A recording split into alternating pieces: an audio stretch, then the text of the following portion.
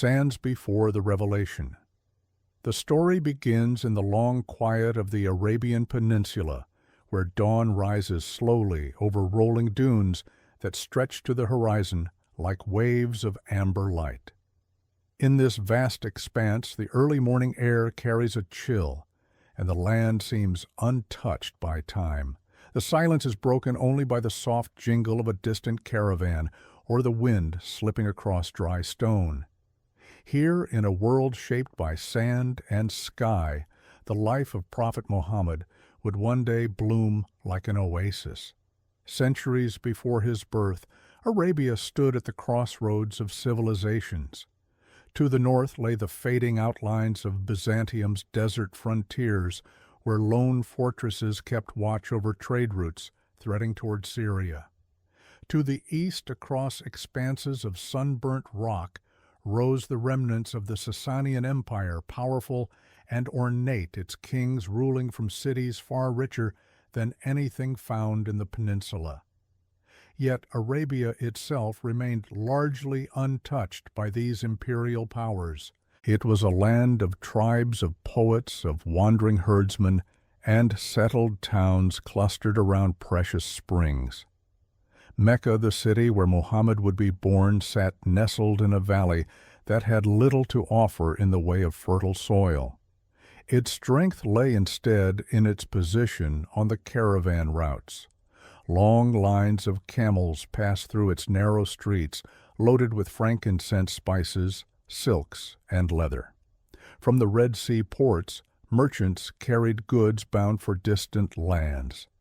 The desert tribes knew Mecca as a place of gathering, a sanctuary where violence was forbidden, allowing trade and pilgrimage to flourish even in troubled times. At the heart of the city stood the Kaaba, a simple cube-like structure made of dark stone. Surrounded by shrines and idols sacred to different tribes, it served as the center of religious life for many Arabs. The people of the region practiced a form of polytheism, though many still preserved fragments of older traditions, whispers of Abraham and Ishmael, of a time when one God alone was worshipped here. Yet by the 6th century, those memories had long faded into myth. The Kaaba had become a house of many gods, each honored by the tribe that claimed it. Life in pre-Islamic Arabia, often called the Jahiliyyah or Age of Ignorance, was shaped by tribal loyalty. The tribe was everything: identity, security, law, and lineage. A single insult could spark a feud lasting generations, while acts of generosity, hospitality, and courage were celebrated in long musical poems recited by moonlight. It was a world of sharp contrasts, harsh deserts and lush oases, fierce pride and tender attachment, violence and poetry intertwined. Yet beneath the surface, the peninsula was changing. Wealth from trade brought power to Mecca's leading clans, especially the Quraysh, who managed pilgrimages to the Kaaba and benefited from treaties with surrounding tribes. Social inequality began to widen. Many lived in comfort, but others were left in poverty or servitude. Travelers brought with them stories of the monotheistic faiths that flourished elsewhere: Christianity, Judaism, and various sects that discussed scripture and prophecy. Some Meccans found themselves wondering about greater purpose, sensing that the old ways were shifting. Amid this wide world of shifting sands and rising trade, the spiritual landscape was quietly stirring. A few individuals known as the Hanifs withdrew from tribal religions, seeking a purer devotion to the one God of Abraham. They prayed in solitude, reflected in silence, and walked the desert, believing that truth was larger than any idol. Though small in number, these seekers reflected a yearning that hung gently over Arabia, the feeling that something was missing, that a new chapter of faith and meaning was waiting to unfold. It was into this atmosphere, complex, ancient, and restless, that Muhammad would be born. But before his story takes shape, the sands themselves seem to pause as if holding their breath for the arrival of a life that would change the course of history. In the stillness of these early centuries, the stage is set, a land of desert winds, a people of poetry and pride, a city poised between tradition and transformation. And in the soft glow of this opening scene, the horizon begins to brighten, ready for the birth of the child who would one day carry a message meant for all humankind. Birth in the year of the elephant. Before the sun touches the valley of Mecca, the air is cool, and the shadows lie long across the stony ground. It is in this early quiet, when the world seems wrapped in a soft veil, that the story of Muhammad's birth gently begins. Around the year 570, remembered by the Arabs as the year of the elephant, Mecca was still a modest city surrounded by rugged hills. Yet this year would be preserved in memory, not only for the arrival of a child, but for an event that stirred awe and fear among the tribes of Arabia. That year, a powerful Abyssinian governor named Abraha marched toward Mecca with the intention of destroying the Kaaba and shifting pilgrimage to his own grand church in Yemen. His army included war elephants, creatures never before seen in the peninsula. The people watched with trembling uncertainty as this foreign force approached. Yet the attack never came. According to the tradition preserved by generations, the elephants refused to advance, and the army was struck by calamity, leaving Mecca safe. The memory of this event lingered for decades, filling the valley with a sense of destiny. And it was in the shadow of this wonder that Muhammad was born. His mother, Amina bint Wahb, came from a respected clan of the Quraysh. His father, Abdullah, belonged to the noble lineage of Hashim, but he had passed away before Muhammad's birth, leaving the child orphaned from the very beginning. When the newborn came into the world, he arrived quietly, without grandeur or ceremony. Yet those who looked upon him felt something gentle and unusual in his presence, a calmness as if he were touched by a serenity beyond his years. In accordance with custom, the infant was soon entrusted to a Bedouin wet nurse. Among the nomadic tribes around Mecca, it was believed that the purity of the desert, the open sky, clean air, and rugged life would strengthen a child's character, giving them clarity of speech and endurance. Muhammad was placed in the care of Halima bint Abi Duaib of the Banu Sa'd tribe. Her family later recalled that from the moment he entered their home, blessings seemed to visit them. Their surplus grew, and their animals thrived even in dry seasons. But more than any material comfort, Halima remembered the baby's peacefulness, his gentle gaze, and the sense that he brought a quiet harmony wherever he rested. Muhammad spent the first several years of his life among the dunes and valleys of the desert, learning its rhythms before he could even speak. He heard the flutter of tent cloth in the wind, the bleating of goats, the low hum of tribal songs sung beneath star-filled nights. The desert was his cradle, a place of vast horizons, simplicity, and silence.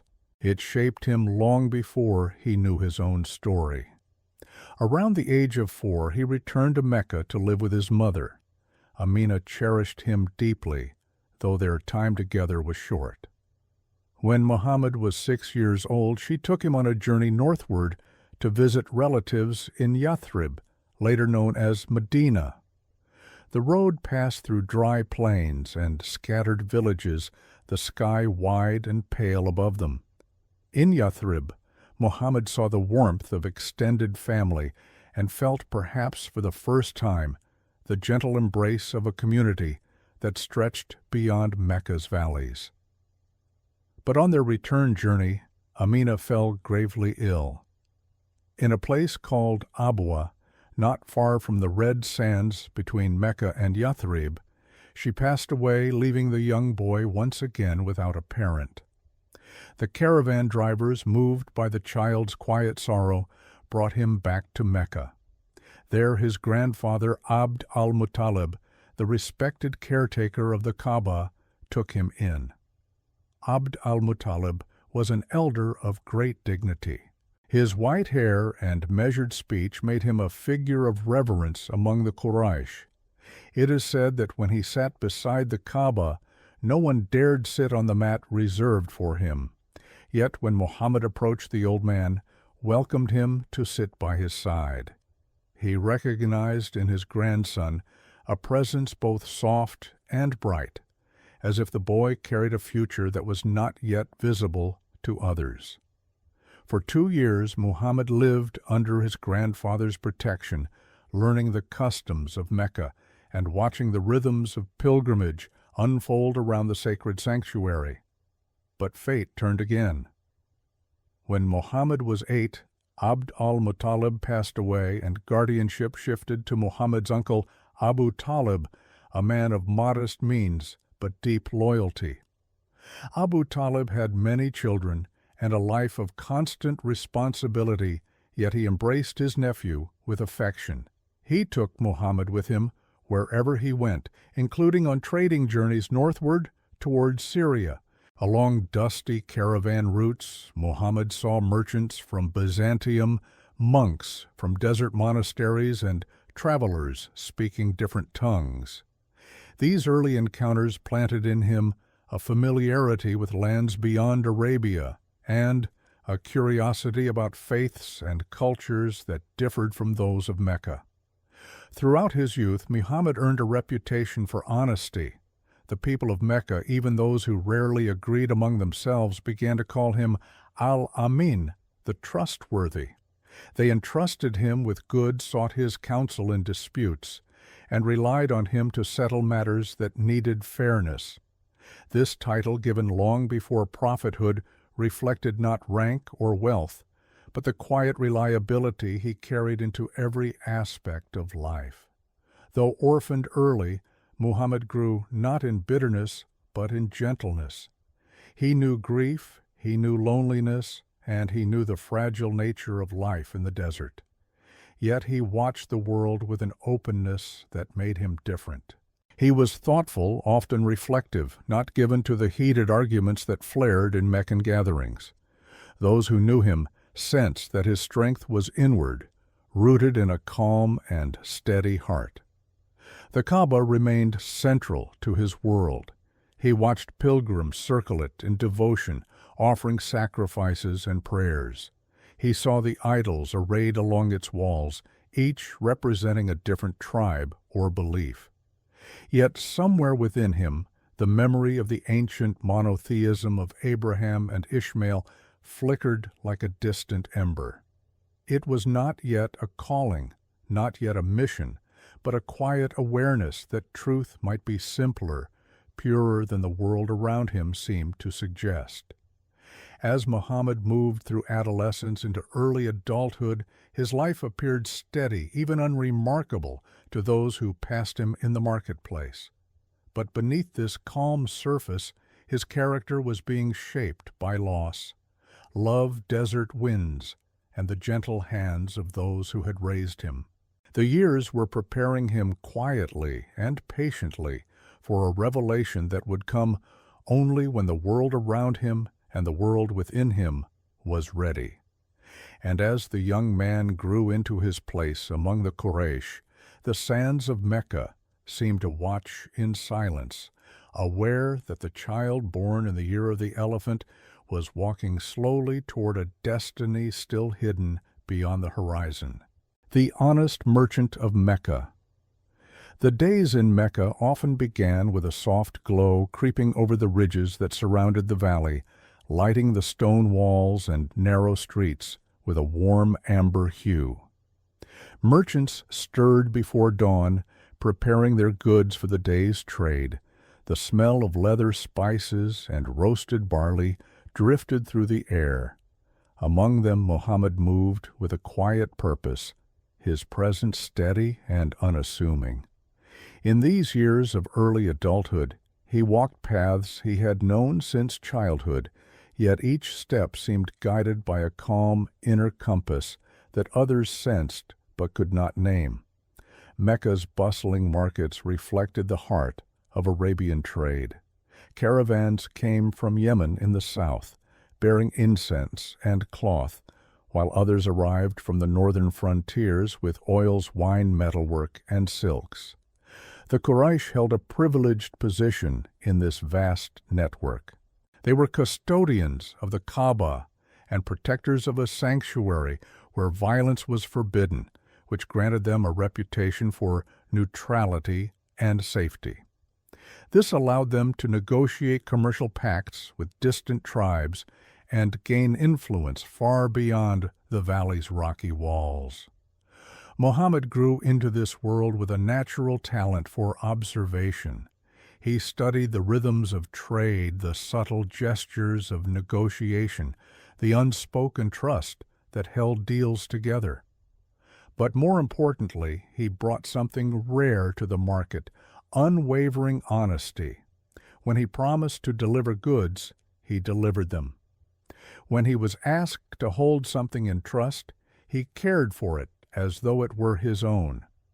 People began to seek him out not because he was the richest merchant, but because he was the most reliable. In a city where wealth could rise and fall like desert winds, this consistency made him stand apart. By his mid-20s, Muhammad often joined caravans traveling north toward Syria. These journeys stretched across long miles of desert, where the horizon blurred into shimmering heat by midday and cooled into the soft blue of twilight each evening. Along the road there were moments when the world seemed to expand beyond the boundaries of tribal Mecca. Caravanaries hosted traders from faraway lands, and Muhammad listened quietly to their discussions about faith politics and distant empires. Though he did not debate, he absorbed everything, storing impressions of the wider world that would later shape his understanding of humanity's shared longing for meaning. It was during these years that Muhammad's reputation reached the household of Khadija bint Khuwaylid, a wealthy and respected merchant widow. She was known for her intelligence, dignity, and business acumen. Khadija had inherited her family's trade and expanded it with remarkable skill. Yet she continued to suffer the challenges of the male-dominated marketplace where trustworthy agents were rare. Hearing of Muhammad's honesty, she sent him an offer to manage one of her caravans heading north with profit shares more generous than those usually offered. Muhammad accepted, and in doing so entered a partnership that would shape the course of his life. Under his management, Khadija's caravan returned bearing profits greater than she had ever received from a single journey. Her servant Maysara, who had accompanied Muhammad, spoke highly of his character. He recounted moments when Muhammad's integrity shone, declining unfair deals, speaking with kindness to strangers, and conducting business without deception. Maysara also described the young merchant's contemplative nature, how he often looked out across the desert with a quiet expression, as though listening to something only he could hear.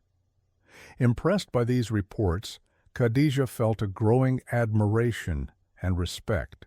At around 40 years old, she had no need for a husband, but she saw in Muhammad a gentleness and sincerity rare in Mecca's harsh environment. Through a confidant, she sent a proposal. Muhammad, 25 at the time, consulted his uncles. They supported the union, recognizing the mutual respect between the two. Their marriage became a source of profound comfort, stability, and companionship. Khadija's home became a sanctuary where Muhammad found peace after long days in the marketplace. Their relationship was marked by mutual trust. Khadija valued Muhammad's moral clarity and he cherished her loyalty and wisdom. Their home was warm with companionship, and over the years they welcomed children: Qasim, Zainab, Ruqayya, Kulthum, Fatima, and Abdullah. Though two sons passed away in infancy, the daughters grew to form a loving circle around their parents. The house was filled with the gentle rhythms of family life, punctuated by the fragrance of incense and the laughter of children. During these calm years of marriage, Muhammad took on roles beyond that of a merchant. He mediated disputes in Mecca, using his fairness to resolve conflicts before they grew into violence. One of the most well-known such events occurred during the renovation of the Kaaba. Meccan clans quarreled over who should have the honor of placing the black stone back into its corner. Tension escalated to the brink of conflict until someone suggested calling Muhammad to arbitrate, for he was trusted by all. He proposed a simple solution: place the black stone on a cloth and let representatives from each clan lift it together while he guided it into its position. The wisdom of the idea diffused the conflict instantly. The tribes accepted his judgment without resentment, and the stone was set in place with dignity. This moment etched his reputation even more deeply into the fabric of Meccan society. Though he was respected, Muhammad did not seek wealth, nor indulge in the extravagance that some Quraysh practiced. His heart leaned toward simplicity. Even while conducting commerce, he remained drawn to solitude. He often stood at night gazing at the stars or walked the hills surrounding Mecca in quiet contemplation. Increasingly, he found himself questioning the worship of idols and the injustices he saw around him. He felt disturbed by the suffering of the poor, the neglect of orphans, and the inequalities that defined Mecca's social structure. Yet he did not speak publicly about such concerns. Instead, he carried them silently, letting them settle into the depths of his being. As the years flowed gently onward, his search for meaning deepened.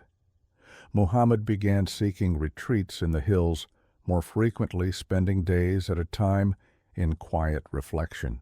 Among these places, one became especially dear to him: the cave of Hira, a small opening near the peak of a rugged mountain called Jabal al-Nur. Reaching it required climbing steep paths, and from its entrance one could see the valley of Mecca unfolding below like a living tapestry of stone and humanity. Here, far from the bustle of the city, Muhammad found peace in the stillness. The air was cooler, the silence profound. He often remained there through the night, wrapped in contemplation, listening to the sounds of the wind echo in the narrow rocks. With each visit, the stirrings within him grew more intense, an unspoken sense that something beyond ordinary life was approaching, like the faintest tremor before a great shift. In these quiet years, his marriage, his integrity, and his inner longing shaped him into a man both deeply grounded and inwardly searching. Those around him saw only a trustworthy merchant, a loving husband, and a wise mediator. But in the solitude of Hira, he felt the gentle pressure of a destiny he could not yet understand. And as the nights grew heavier with contemplation, and the sky over Mecca shimmered with uncountable stars, the moment drew closer when the quiet life of Muhammad would open into a new and extraordinary chapter, one that would forever reshape the world. The cave of Hira and the first revelation, high above the valley of Mecca, where the air grows thin and the wind begins to hum softly against the rocks, stands a rugged mountain known as Jabal al-Nur, the Mountain of Light. Its slopes are steep, scattered with sharp stone and stubborn shrubs clinging to life in the dry soil. At its peak lies a narrow cave, barely large enough for a person to sit comfortably. For most people, this place was little more than a rocky shelter. But for Muhammad, it became a refuge, a sanctuary where the noise of the world faded into the gentle stillness of the night. In the years leading up to the first revelation, Muhammad felt an increasing weight within him, a quiet, persistent unease with the life that surrounded him. Mecca was thriving, its markets full, and its merchants wealthy, yet beneath this prosperity lay deep inequalities. Many idolized fortune while the poor and vulnerable were forgotten. Slaves labored with little hope of freedom. Tribes held grudges that lasted generations, and the worship of countless idols dominated social and spiritual life. Muhammad, sensitive of heart and contemplative by nature, felt the tensions between the people's material success and their growing spiritual emptiness. Seeking solace and clarity, he began spending long periods in the cave of Hira. He often brought food and water, staying for several nights at a time, returning home only when his provisions ran out. His wife Khadijah supported him wholeheartedly. She sensed that something profound was unfolding within him, though neither of them could grasp what awaited. When he returned from the mountain, she listened to his reflections with patience, offering comfort and companionship that anchored him during these restless years. Inside the cave, Muhammad prayed and reflected in ways that had no name in Meccan tradition. He contemplated the stars that glittered like distant lamps across the desert sky. He watched the changing colors of dawn spill into the valley beneath him. He felt the silence wrap around him like a mantle, as though inviting him to look inward into a part of himself that was deep and still, waiting to awaken. As the days of solitude stretched into years, Muhammad experienced vivid dreams that came true with astonishing clarity. These dreams were like whispers of something approaching from beyond the edge of human understanding. He did not speak of them widely, fearful that others would misunderstand. Yet he could not deny the feeling that he was being guided, prepared, shaped for something he could not yet name. Then, in the month of Ramadan, when the nights were especially clear and the winds carried a cool edge, Muhammad made another retreat to Hira. He climbed the familiar path, each step echoing the rhythm of countless earlier ascents. The city shrank behind him, its sounds fading into a soft murmur. Alone in the cave, he settled into contemplation. The world outside lay hushed beneath the stars, and the desert stretched endlessly into shadow. It was here in this quiet sanctuary that the moment came. Late one night, while Muhammad sat in deep reflection, a presence entered the cave, sudden, overwhelming, radiant. The darkness seemed to tremble with it. Before him stood an angelic figure, unlike anything he had known or imagined. Later he would identify this being as Gabriel, the messenger of God. In that moment, however, Muhammad felt a surge of awe and fear so intense that it filled every corner of his being. The angel spoke a single command in a voice clear and powerful, yet echoing with a gentleness beyond human sound: "Iqra," read, recite.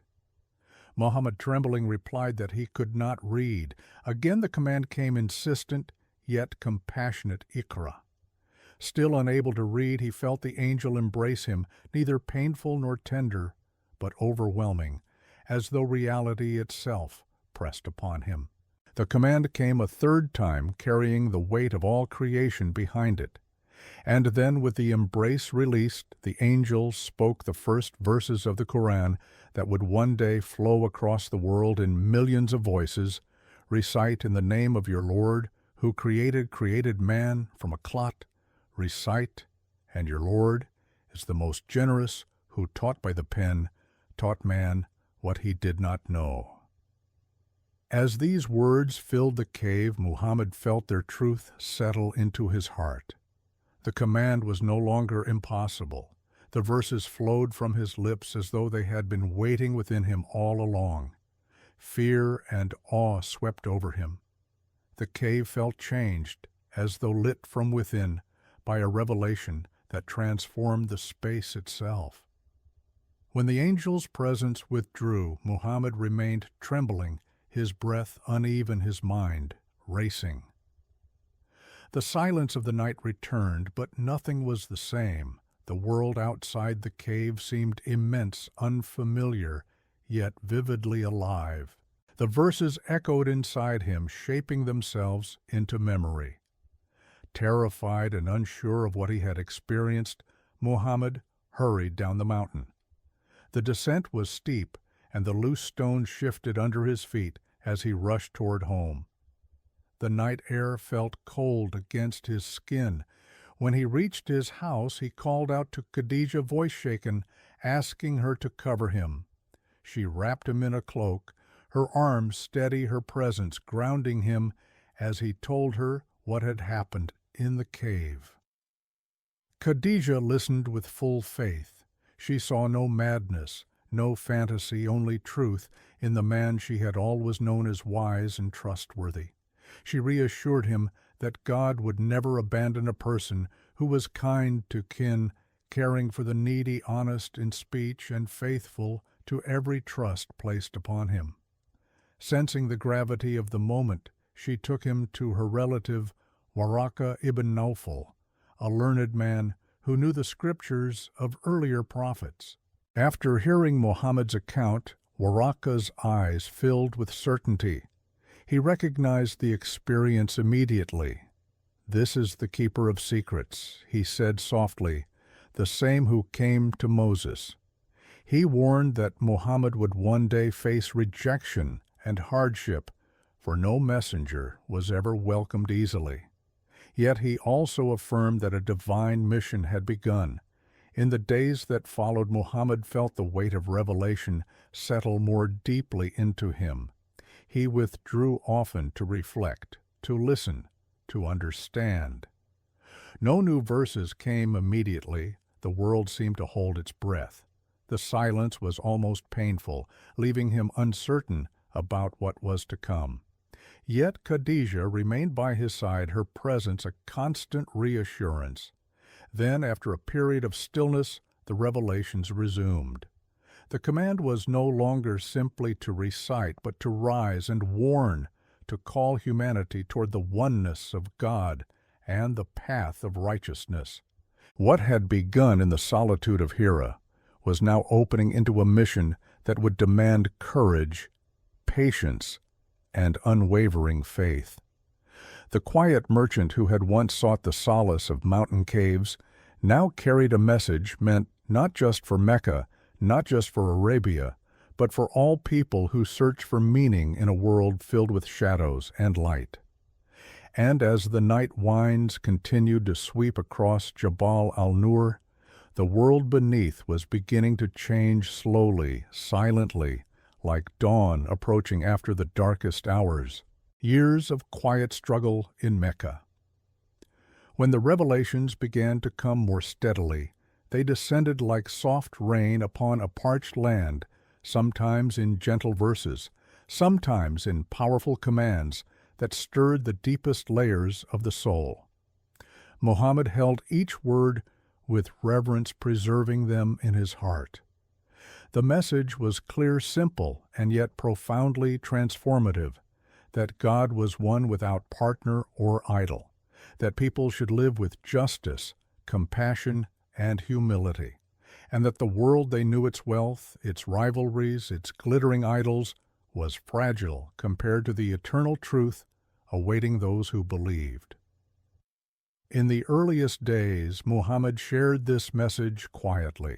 He spoke first to those closest to him, Khadijah, whose faith never wavered, his young cousin Ali, who embraced the path with youthful certainty, Zayd ibn Haritha, his loyal companion, and Abu Bakr, a man of gentle wisdom and respected standing among the Quraysh.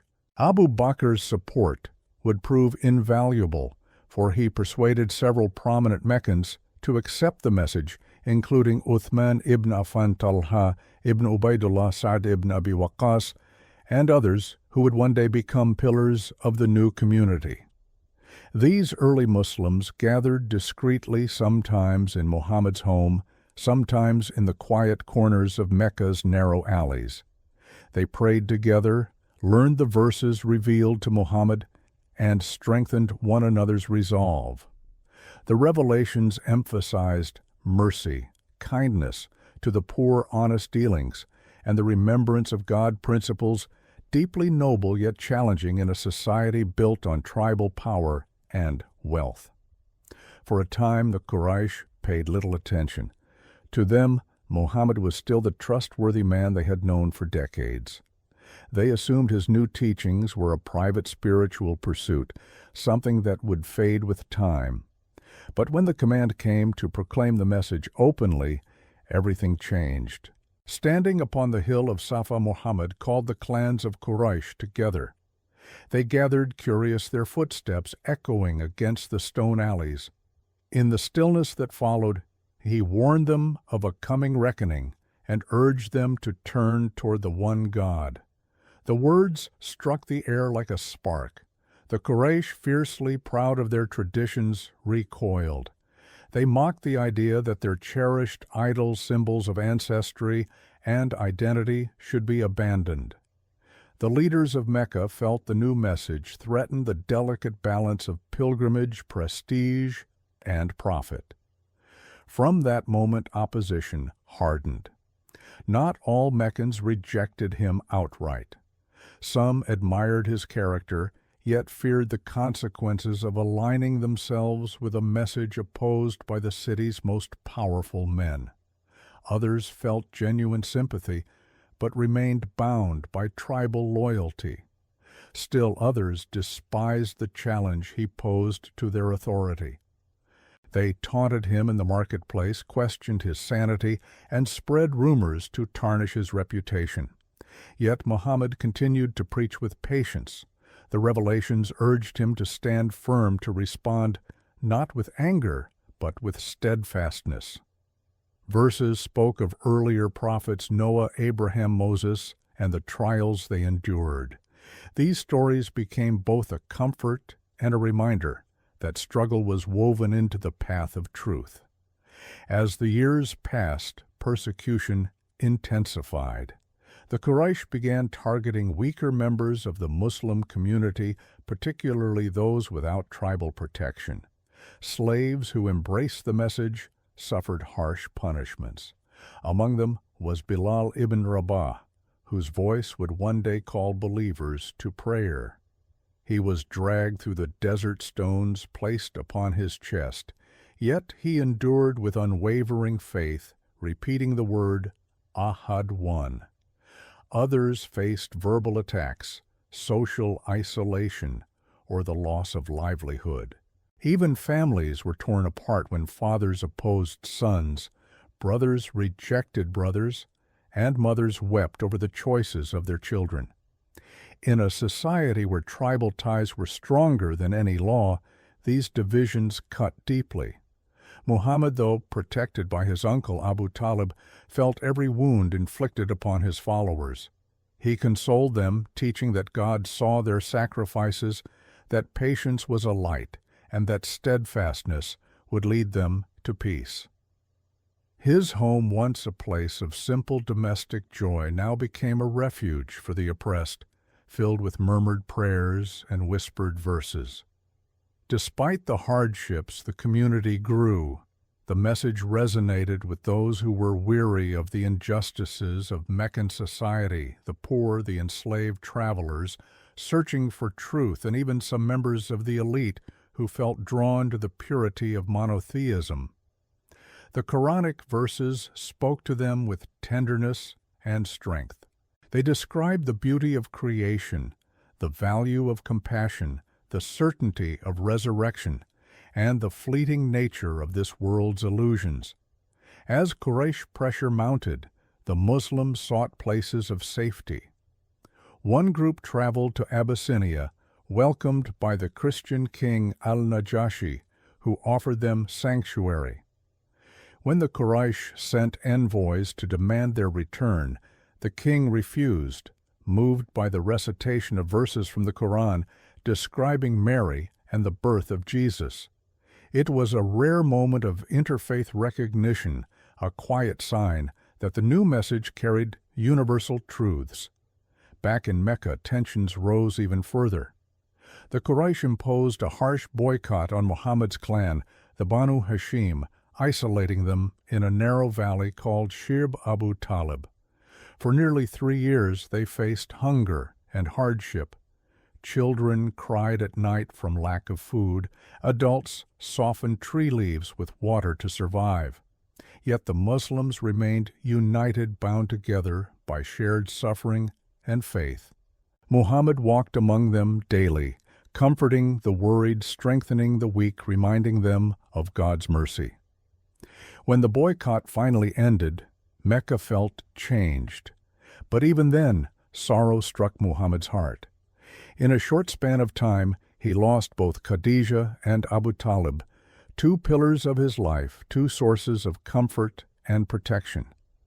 Their deaths marked what would be remembered as the year of sorrow. Khadijah's passing left a void deeper than any wound inflicted by the Quraysh. She had been the first believer, the unwavering supporter, the gentle presence that steadied him after the first revelation. Without her, his home felt quiet, its light dimmed. Abu Talib's death removed the last barrier, shielding him from Meccan aggression. With the uncle gone, the Quraysh no longer felt restrained. Their hostility grew bolder, and Muhammad found himself more vulnerable than ever. Yet, in this period of grief and weariness, a new chapter was preparing to unfold. The revelations continued offering solace and guidance. They urged Muhammad not to despair, reminding him that every prophet had walked through valleys of sorrow before rising toward their greatest purpose. As Mecca tightened around him and the path grew more treacherous, whispers reached Muhammad of a distant oasis city, Yathrib, where tribal leaders sought a wise and impartial figure to guide them and resolve their disputes.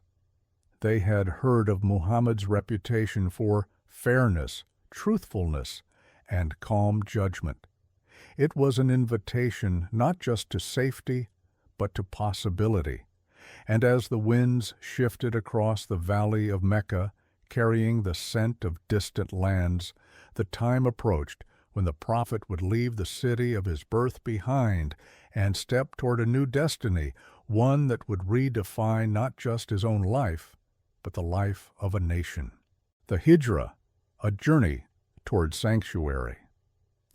The nights in Mecca had grown heavier, as though the sky itself shared the weight resting upon Muhammad's shoulders. Tension pressed against the city's narrow streets, filling them with wary glances and hushed conversations. For more than a decade, Muhammad had called people to the worship of one God, to compassion, honesty, and justice. But the Quraysh saw only the disruption of tradition and the threat to their authority. Their hostility, once scattered, then organized, had grown into something sharper, colder. In this atmosphere, the thought of safety seemed distant.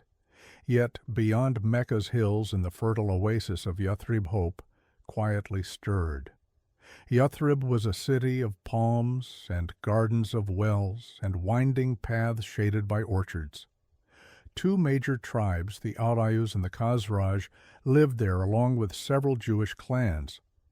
For generations, rivalry between the 2 Arab tribes had led to conflict, leaving scars across the community. After a particularly devastating battle, the people longed for a figure who could bring peace, someone respected, fair, and wise. They had heard the stories of Muhammad's integrity and saw in him an answer to their divisions. During pilgrimage seasons, some men of Yathrib met Muhammad secretly outside Mecca. They listened to the Quran's verses and felt their hearts soften. In time, they pledged themselves to his message, promising to protect him if he would come to their city. Their invitation was more than a gesture, it was a lifeline. But leaving Mecca would not be simple. The Quraysh understood the consequences of Muhammad's growing influence. If he found refuge and strength elsewhere, the balance of power in Arabia might shift beyond their control. As word spread that Muslims were quietly departing to Yathrib in small groups, the Meccan leaders were seized by alarm. One by one, the believers slipped away, families traveling by night, individuals departing with only the clothes on their backs. Homes were left empty, shops shuttered. The city's pulse changed. Muhammad, however, remained. He would not leave until God permitted it. Revelations guided him with careful timing, placing patience above desperation. Then one night the command came, the time for migration had arrived. The Quraysh, aware of the growing departures, conspired to end Muhammad's mission permanently. They gathered men from each clan, choosing a group that would strike together, ensuring no single tribe bore responsibility. Their plan was to surround his home at night and at dawn carry out the deed. But as they assembled outside his door, Muhammad was still inside, calm and unafraid. He instructed his cousin Ali to sleep in his bed wrapped in his cloak, trusting that God would protect him. When the moment came to slip away, Muhammad opened the door quietly, reciting verses revealed for protection. The conspirators, blinded to his presence, did not see him walk past them and into the night. He had already arranged to meet Abu Bakr, his closest companion.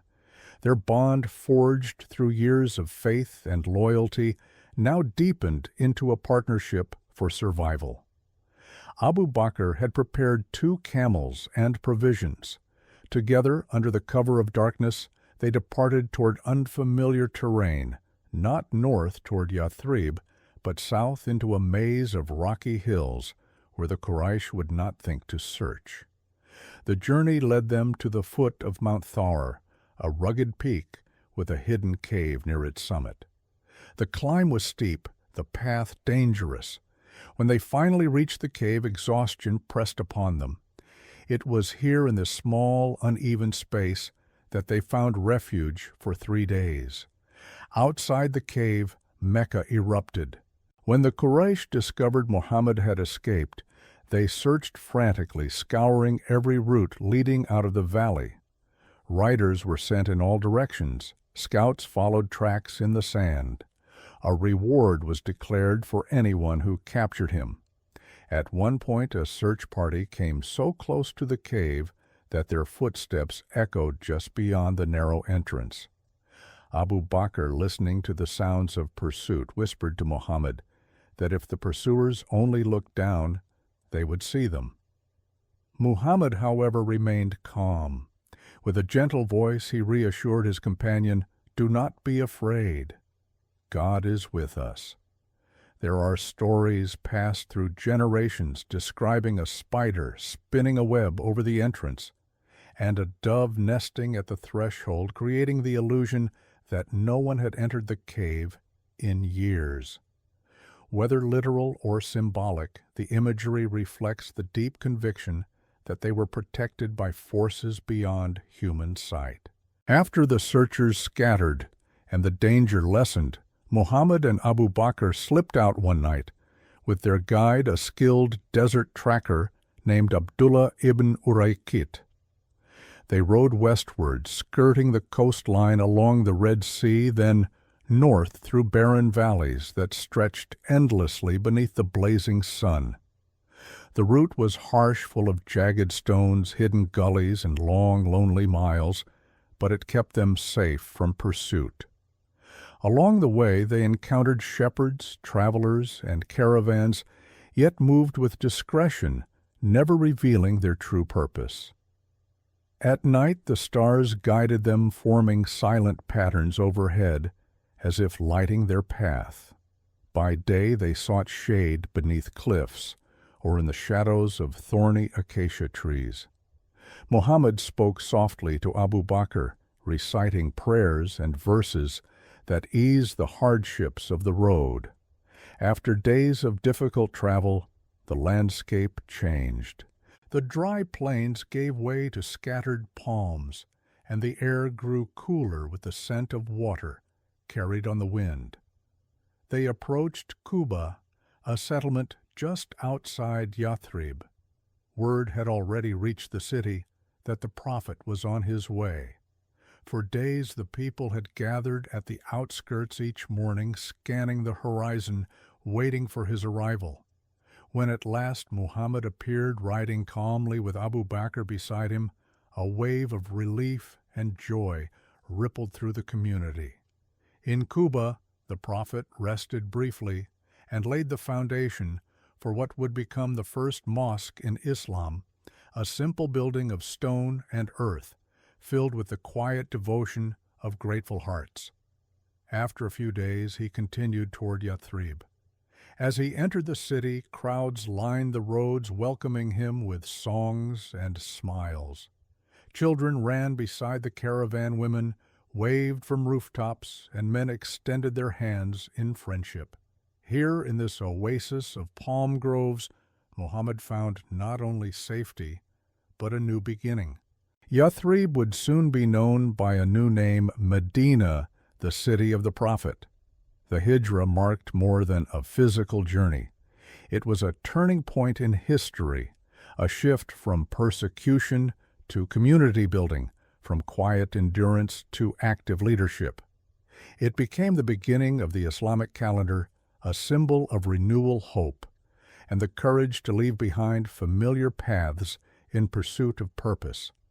And as night descended over Medina on that first evening, the city breathed with a sense of possibility. The prophet had arrived. A new chapter of faith, unity, and transformation was unfolding in the cool desert air. The Medina community and the first trials. When Muhammad entered Medina, the city felt like a place half awake, its gardens stirring beneath the warm desert breeze, its narrow streets humming with anticipation. Palm groves cast long shadows across the ground, and the fragrance of ripening dates mingled with the earthy scent of damp soil from the wells that nourish the oasis. Where Mecca had been harsh rock and echoing valleys, Medina was soft-shaded and green. Yet beneath this beauty lay a complex tangle of alliances, rivalries, and unresolved disputes. It was into this delicate environment that the prophet now stepped, tasked with healing old wounds and guiding a community toward unity. The people welcomed him with open arms. Families competed gently to host him, individuals tugging at his camel's reins in hopes that the prophet would choose their home. But Muhammad allowed the camel Qaswa to wander freely until it knelt in an open area near the houses of the Banu Najjar, his relatives through his grandfather's lineage. There he declared that this would be the place where he would build his mosque, an open courtyard with walls of mud brick shaded by palm trunks and thatched branches. It would soon become the beating heart of the Muslim community, a place of worship, council, and refuge. The first priority in Medina was to create harmony among its people. The city was home to 3 Jewish tribes and 2 major Arab tribes, the Aws and the Khazraj, who had long suffered divisions and bloody conflicts. Old hostilities lingered like shadows across the palm groves. Muhammad, guided by revelation and compassion, set out to create a covenant that would bind the people together. What emerged was the Constitution of Medina, a groundbreaking document for its time. It recognized the rights and obligations of each tribe, established mutual protection, and declared that disputes would be referred to the prophet for fair arbitration. It respected the religious freedom of Jewish clans and emphasized collective security. For the first time, Medina became a united city, not as a collection of warring tribes, but as a single community bound by justice. Within the Muslim ranks themselves, Muhammad addressed another important relationship, that between the migrants from Mecca, known as the Muhajirun, and the native Medinans known as the Ansar. The Ansar opened their homes and hearts, sharing their wealth and land. The Prophet paired individuals from the two groups as brothers, in faith creating bonds stronger than tribal ties. Some shared half their possessions, others offered their orchards or livestock. It was a remarkable period of generosity, as though the Hijra had unlocked a deep well of compassion within the city. Yet Medina's peace was fragile. Outside the city, the Quraysh were growing unsettled. Muhammad's escape had embarrassed them, and the blossoming of a new community in Medina threatened their influence. Moreover, trade routes that passed near Medina could now fall under Muslim oversight, weakening Mecca's economic control. They watched with rising anxiety, seeking ways to undermine the Prophet's growing strength. Inside the city, too, challenges emerged. A man named Abdullah ibn Ubay, once poised to become Medina's leader before the Prophet's arrival, grew resentful. Though outwardly cooperative, he and his followers harbored quiet opposition, whispering doubts, fanning old grievances, and seeking opportunities to weaken the delicate unity Muhammad had built. Their presence would cast lingering shadows over Medina's early years. But despite these challenges, the community flourished. The mosque became a place of learning, prayer, and gathering. People sat in its shade, listening to Muhammad teach about faith morality and the importance of kindness. The atmosphere was peaceful, unhurried. In the evenings, the call to prayer drifted across the oasis like a soft invitation, uniting the hearts of believers. Meanwhile, the revelations continued addressing the needs of the growing community. Verses taught charity, fairness, in trade, compassion, toward orphans and widows, and the importance of spiritual discipline. The fast of Ramadan was introduced, transforming the rhythm of the Muslim year.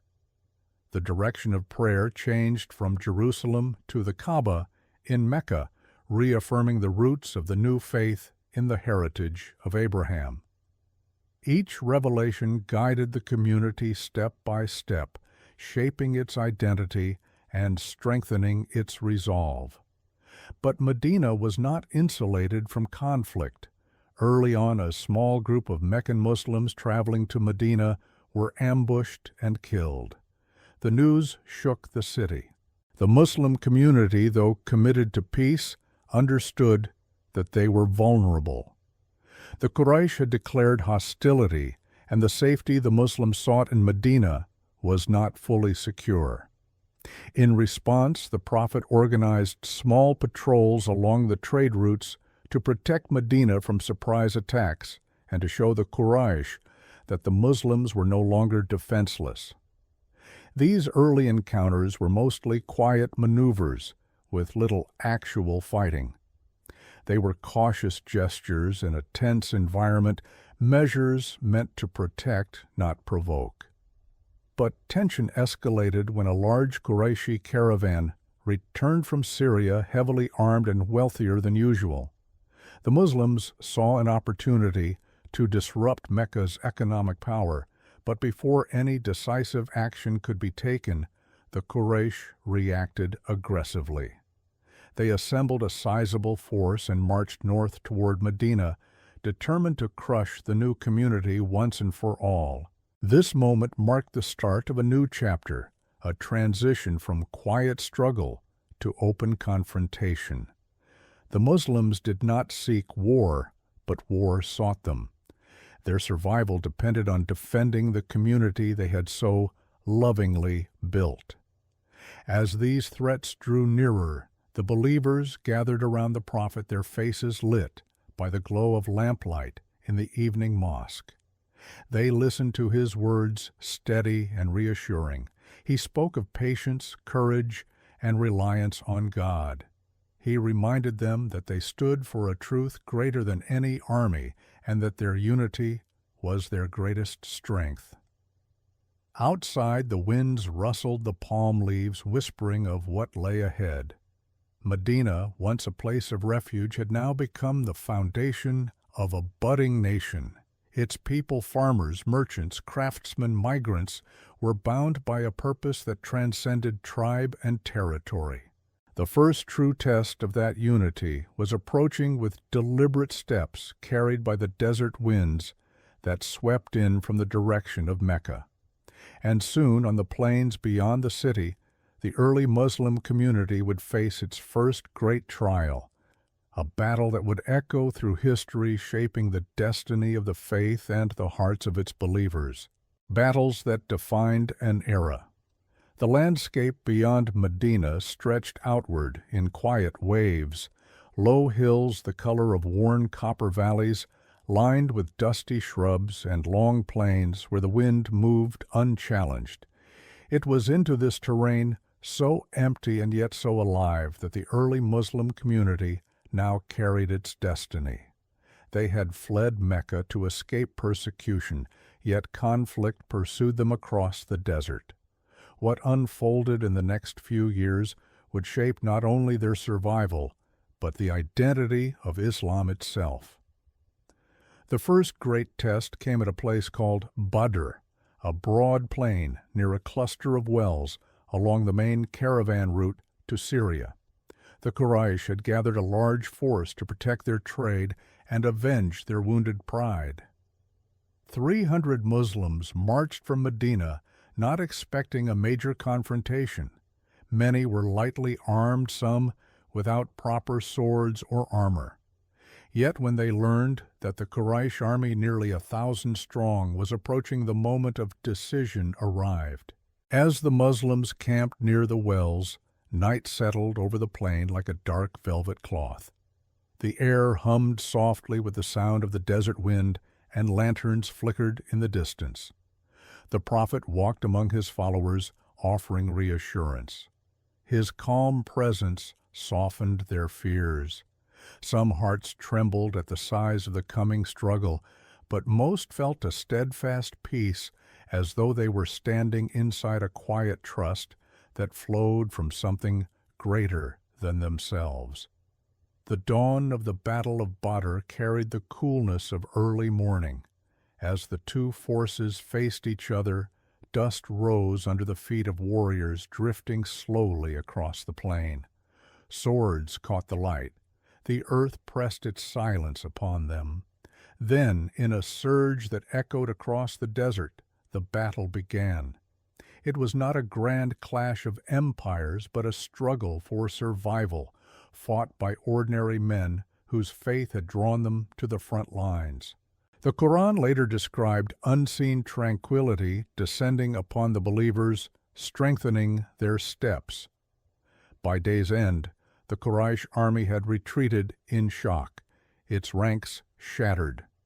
The victory at Badr lifted the hearts of the Muslims and announced to Arabia that this new community, though small, was guided by conviction stronger than numbers or steel. But triumph did not bring an end to hardship.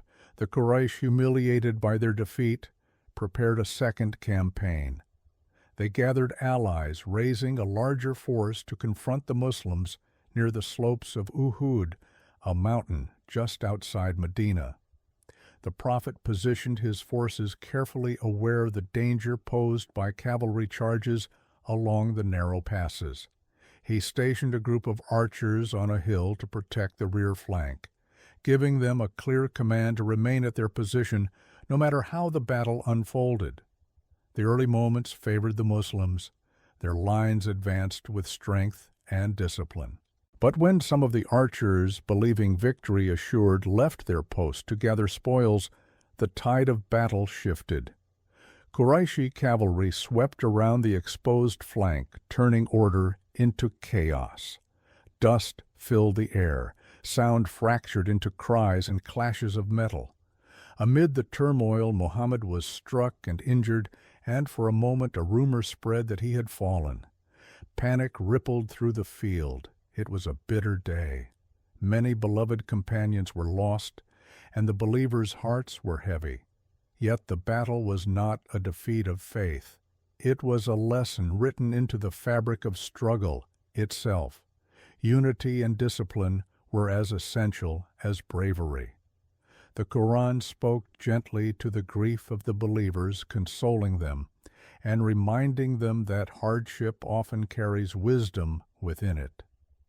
In the years that followed, the Quraysh sought once more to crush the Muslims, not in open plains, but through siege.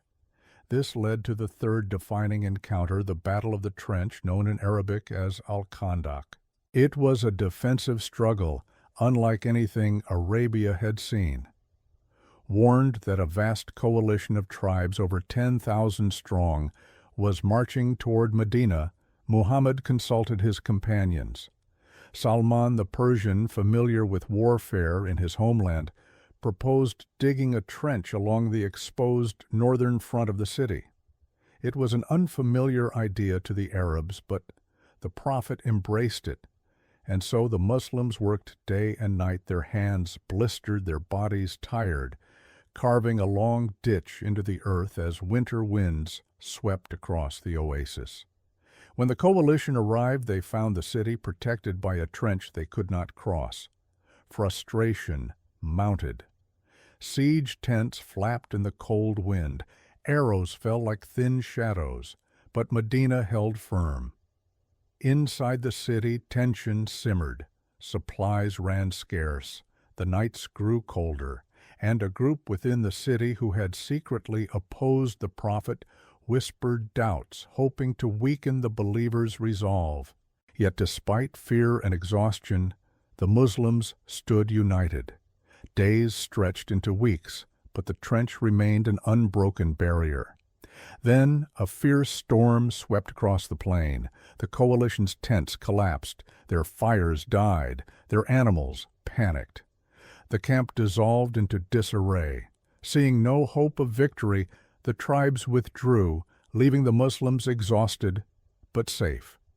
The Quran would refer to this moment as a divine intervention, a sign that faith and perseverance could outlast even overwhelming force. These battles, Badr, Uhud, and the Trench, did more than defend Medina. They forged a sense of shared identity inside the Muslim community. In Mecca, Islam had been a belief. In Medina, it became a society strengthened by adversity, shaped by sacrifice, and bound by trust in the one who guided them. Yet the Prophet's mission was not centered on war. Each conflict had been forced upon the Muslims. Each resolution moved them closer to peace.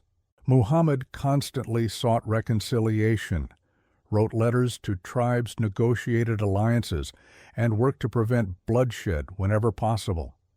The Prophet was not building an empire of conquest, but a community rooted in justice, mercy, and moral clarity. In Medina's evenings, after the dust of the day settled, the believers gathered in the mosque. They recited the new verses revealed to Muhammad, verses about gratitude, humility, patience, and forgiveness. They reflected on the fragility of life and the vastness of God's mercy. In the stillness of those twilight gatherings, amid the rustling of palm leaves and the soft glow of lamplight, they felt the profound truth that their greatest strength lay not in swords or numbers, but in their hearts. And now, after years of hardship, a new path began to open, a path that would lead not to another battle, but toward an unexpected peace with the very people who had once driven them from their home. Toward peace and the Treaty of Hudaybiyyah. After years marked by fear, conflict, and uncertainty, Medina began to breathe with a quieter rhythm. The battles that once loomed like storm clouds over the community had passed, leaving behind lessons of unity and resilience. The people of Medina were no longer simply a group of migrants and natives blended by necessity. They were a single ummah bound together by faith and shared purpose. Yet pain lingered beneath their strength. Many still longed for Mecca, the city of their birth, the home of their families, the valley that cradled the Kaaba, the sanctuary built, as the revelations reminded them, by Abraham and Ishmael themselves. Though they had found refuge in Medina, the yearning for pilgrimage remained like a soft ache, a longing that deepened with each passing year. One day, as the heat of summer eased into the muted tones of late afternoon, Muhammad announced that he intended to go to Mecca not for battle, but for pilgrimage. The intention was peaceful, unarmed, sincere. He wished to visit the Kaaba during the traditional season of Umrah, the lesser pilgrimage as generations of Arabs had done before him. Word spread through Medina, and soon hundreds of Muslims prepared to accompany him, hearts lifted by hope. They wore the simple garments of pilgrims, 2 pieces of unstitched cloth, symbolizing humility and equality. They carried no weapons except the small sheathed knives customary for slaughtering sacrificial animals. Their caravans moved southward along the desert route, a gentle procession rather than a march raising clouds of dust that drifted silently behind them. But Mecca was not ready. When the Quraysh learned that Muhammad and his followers were approaching, they were gripped by fear and suspicion. To them this was not a pilgrimage, but a clever pretext.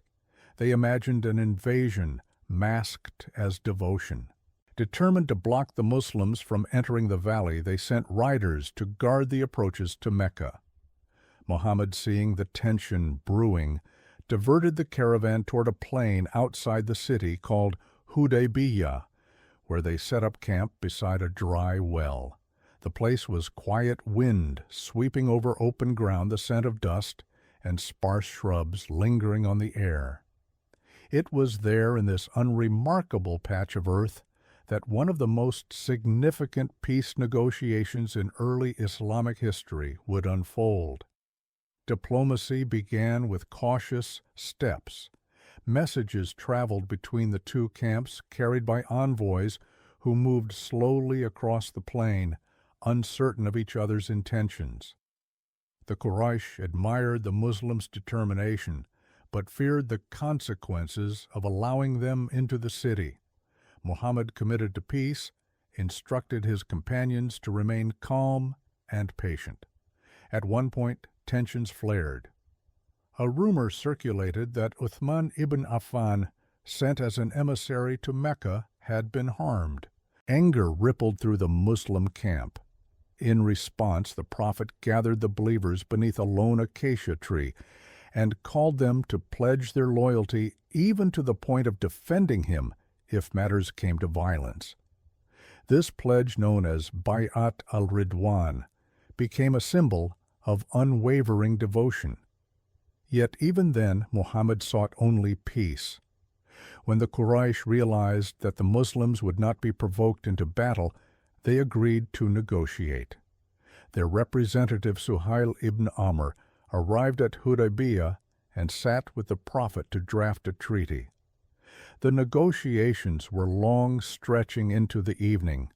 The sun sank behind the hills, casting long shadows across the plain, while lanterns flickered between the 2 delegations like fragile stars.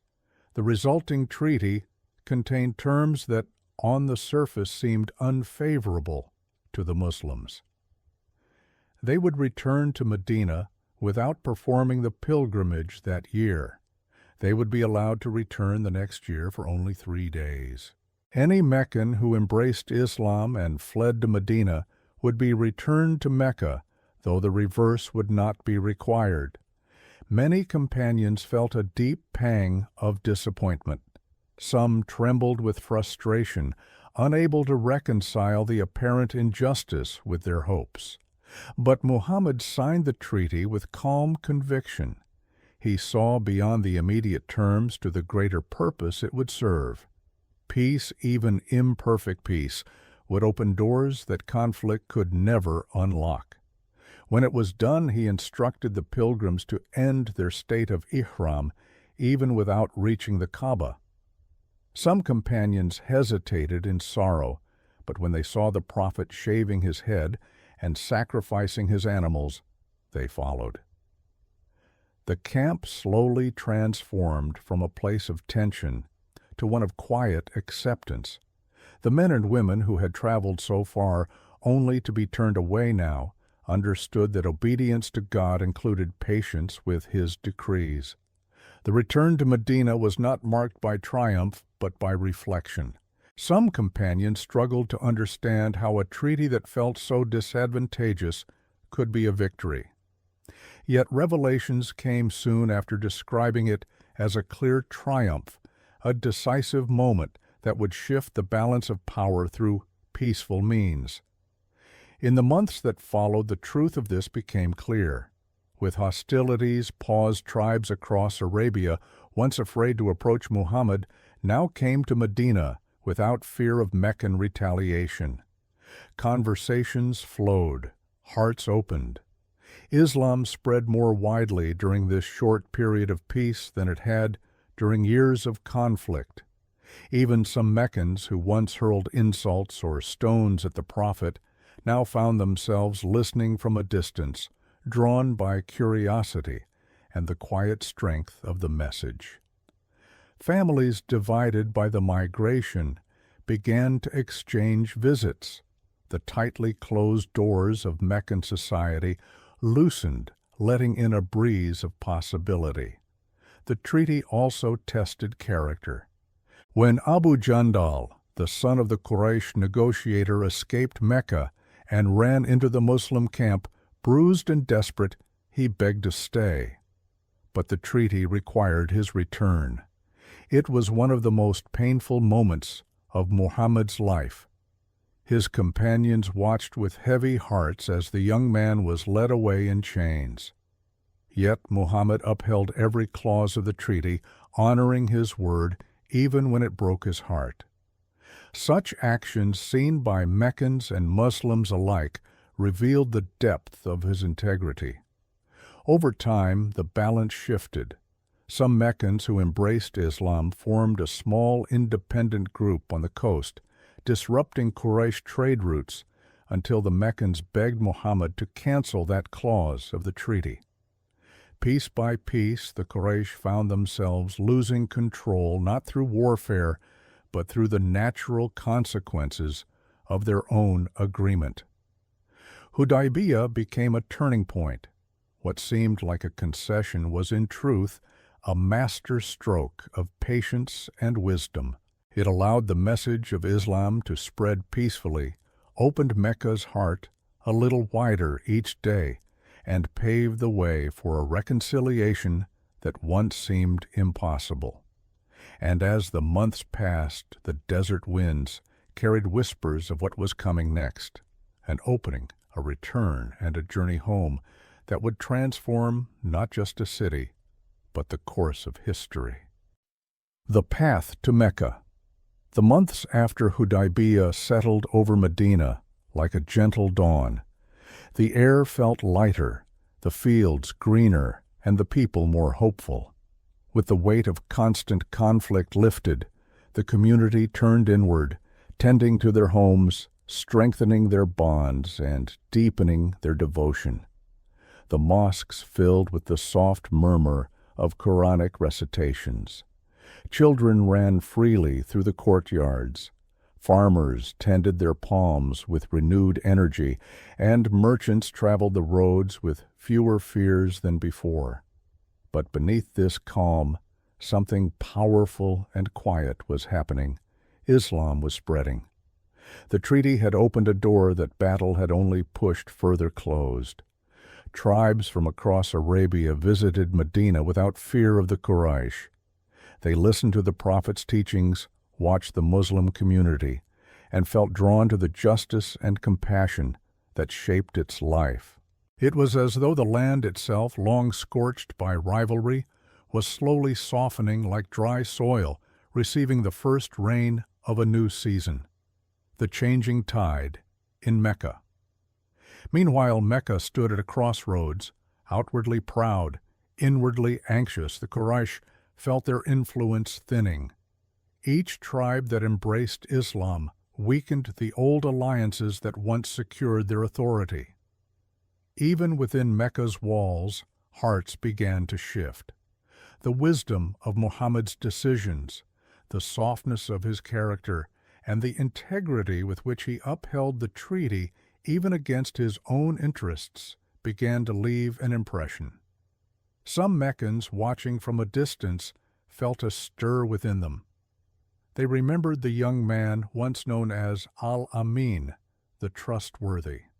They had persecuted him, driven him out, opposed him at every turn, and yet he had responded not with vengeance, but with patience, generosity, and peace.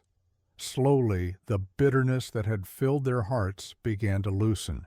A broken treaty and a new turning point. 2 years after Hudaybiyyah, the fragile peace was shattered.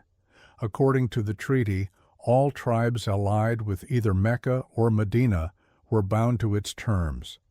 One such tribe allied with the Muslims was attacked by a Meccan-aligned tribe. The attack was sudden, treacherous, and bloody. Worse, several leaders of the Quraysh secretly supported it. When news reached Medina, the Prophet was deeply grieved. He had honored the treaty with unwavering sincerity. Its violation cut through the fragile calm that had formed between the two cities. The injured tribe came to Muhammad pleading for justice and reminding him of the alliance that bound them together. Mecca sent envoys to apologize, but they could not offer a resolution strong enough to repair the breach. Their gestures were hesitant, their leadership divided.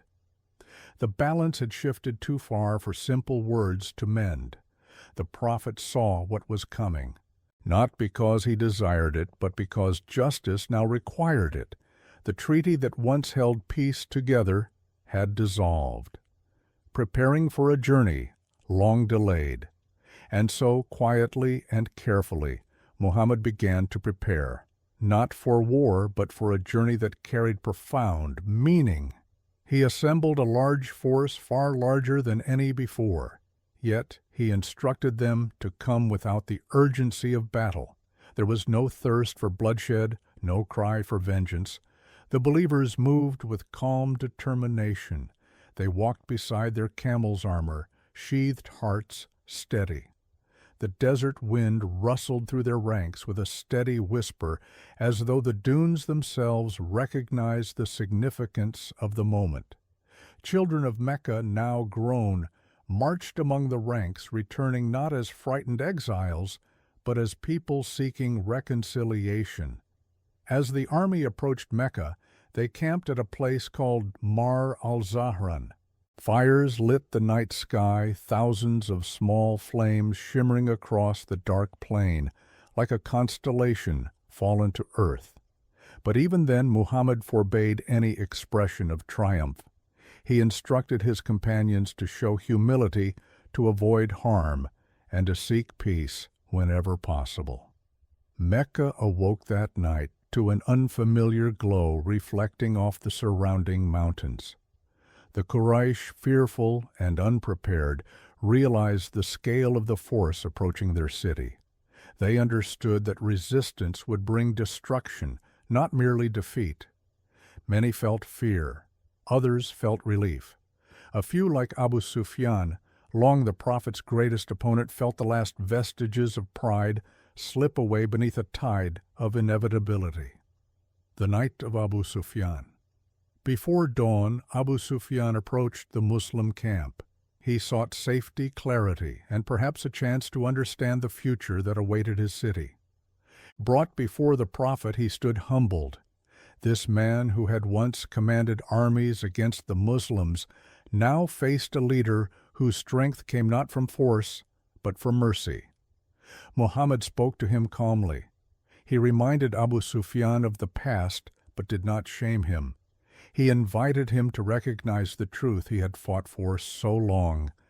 And in that quiet encounter, beneath the dimming stars, something shifted in Abu Sufyan's heart. He accepted Islam, becoming a symbol of Mecca's turning tide. The next morning he walked back into Mecca with a message the Muslims would enter peacefully. Anyone who sheltered in his home or in the Kaaba, or who simply stayed indoors, would be safe. The return to Mecca. When the Muslim army finally entered the city, they did so with heads bowed.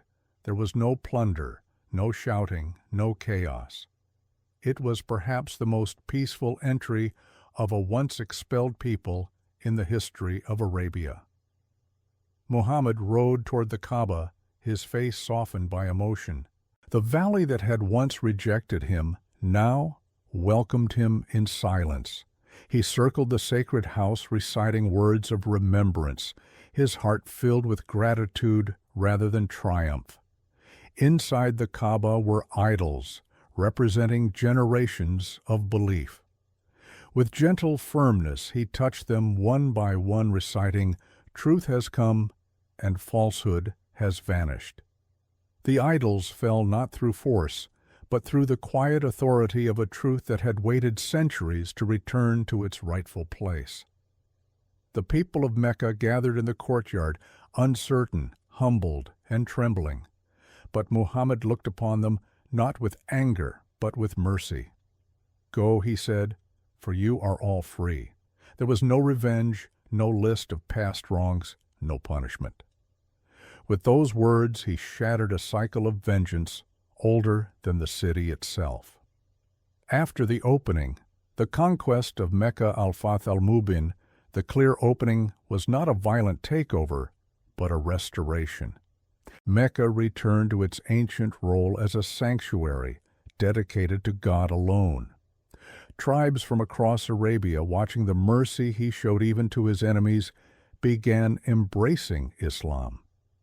The ripple of the prophet's compassion spread farther than the reach of any sword.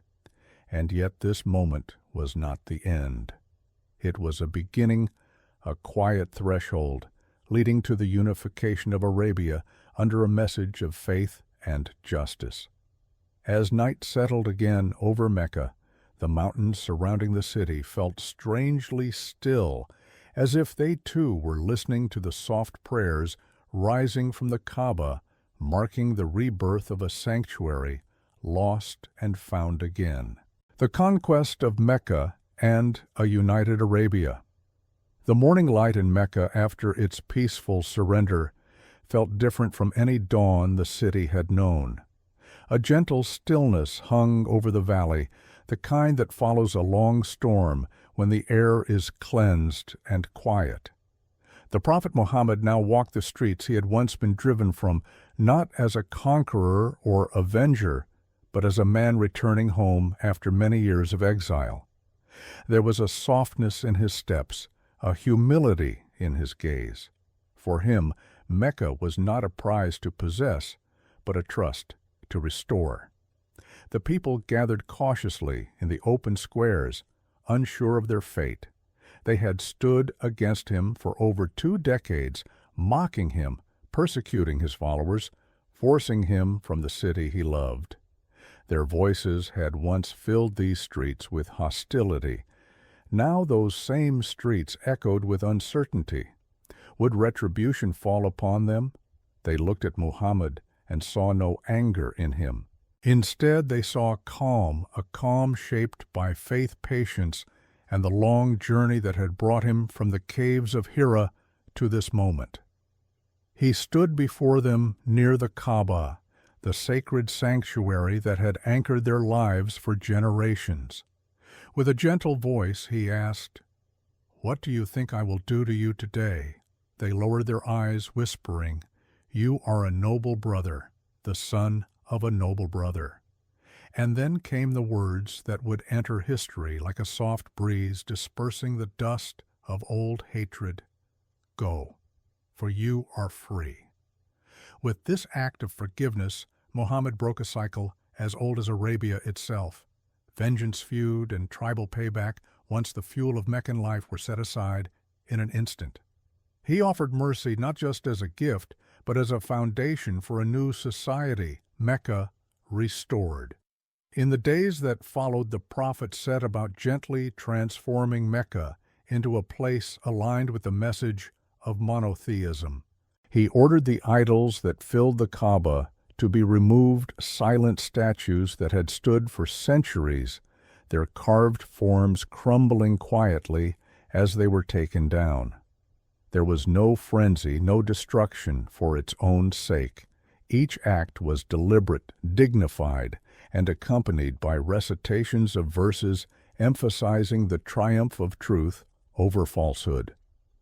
The people watched as the Kaaba returned to its ancient purpose, a sanctuary dedicated solely to the worship of one God. The simple purity of the structure, freed from its layers of tribal symbolism, seemed to breathe with new meaning. Muhammad spent his days teaching Meccans about justice, compassion, and the responsibilities that came with faith. Many who had once stood against him now listened with genuine curiosity.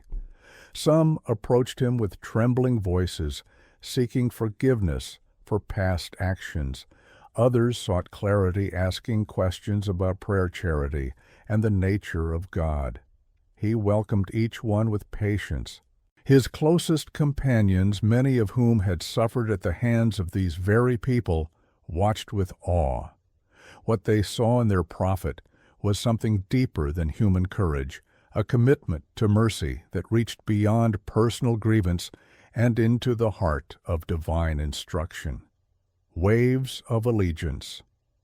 The conquest of Mecca sent ripples across the Arabian Peninsula.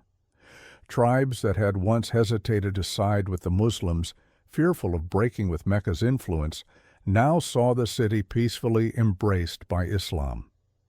Envoys from distant regions began to travel to Medina and Mecca, seeking treaties guidance, or simply to understand the transformation sweeping through Arabia. Before this, allegiance to Muhammad had often come from the margins, from the poor, the vulnerable, the truth-seekers who recognized the Quran's message. Now it came also from chiefs, leaders, and tribes that had shaped Arabian politics for centuries. Islam was no longer a fragile community clinging to survival. It was becoming a unifying force, bringing once warring tribes under a single vision of justice and worship. Yet Muhammad's leadership remained anchored in humility. He continued to live, simply refusing the trappings of power. His home remained a modest set of rooms beside the mosque in Medina. His clothes were plain. His meals were simple. He reminded his followers that strength did not lie in conquest, but in character. Conflicts at the edges. Despite these waves of allegiance, not every tribe accepted Islam willingly. Some, feeling threatened by the new unity emerging in Arabia, launched attacks.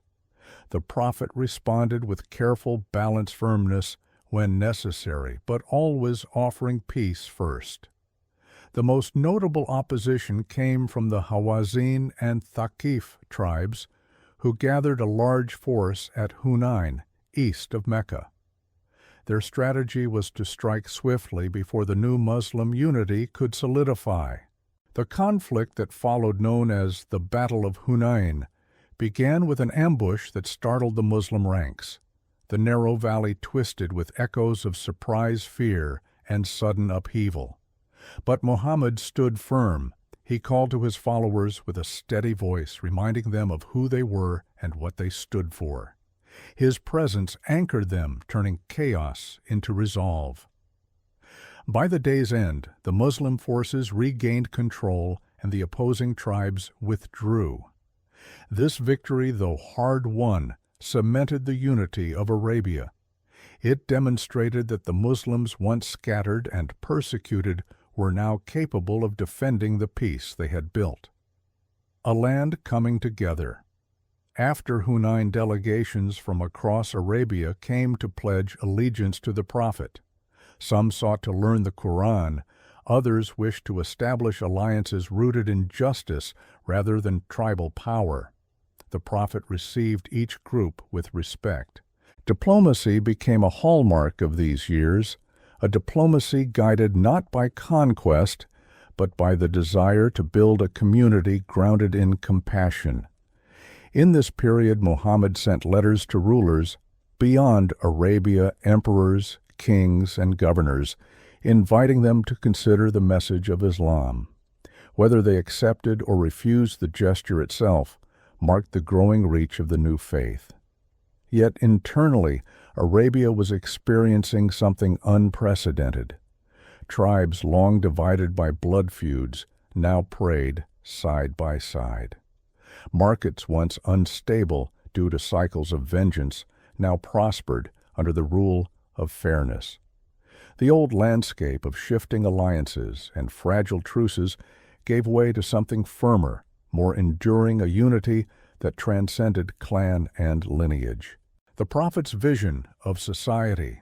Throughout these years, the Prophet emphasized principles that formed the ethical backbone of the emerging Muslim society: fair dealing in trade, care for orphans and the poor, equality before God, the sanctity of life, justice tempered with mercy, the value of knowledge and reflection. These were not abstract ideals, but lived realities.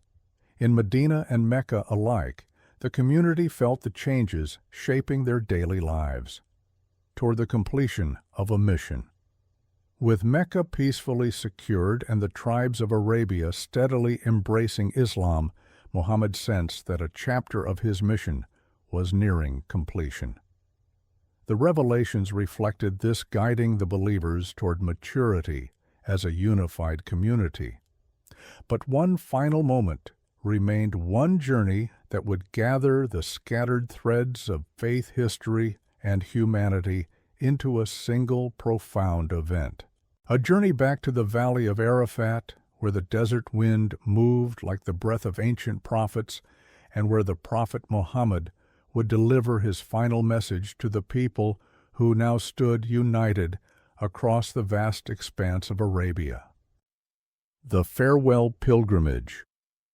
When the time came for the pilgrimage, the call drifted gently across the communities of Arabia, settling into hearts like a soft reminder of purpose. The Prophet Muhammad announced that he intended to perform Hajj, the great pilgrimage, and immediately a sense of quiet anticipation spread through the land. For many, this was more than a ritual journey. It was the culmination of years of struggle, unity, and transformation. Word traveled quickly along caravan routes, over the ridges of volcanic hills, and through the shaded date groves. Tribes from the farthest corners of the peninsula prepared to join him. Fathers and sons, mothers and daughters, new believers and companions who had walked with him since the earliest days, all felt the weight of this moment. This was the first pilgrimage performed freely, without fear of Quraysh hostility, and the Prophet would lead it himself. The departure from Medina. The morning Muhammad departed, Medina was calm, the sky pale blue streaked with early light. People gathered outside the mosque, their hearts steady, their voices softened by reverence. The Prophet moved among them with his usual humility, mounted his camel Qaswa, and set off with tens of thousands following. As the long caravan flowed across the plains, dust rose in a gentle ribbon behind them. The sun warmed the stones, and the believers recited supplications in unison, soft echoes rolling across the desert. At each stop, the Prophet taught them the rites with clarity and patience. He emphasized ease, not hardship, devotion, not rigidity.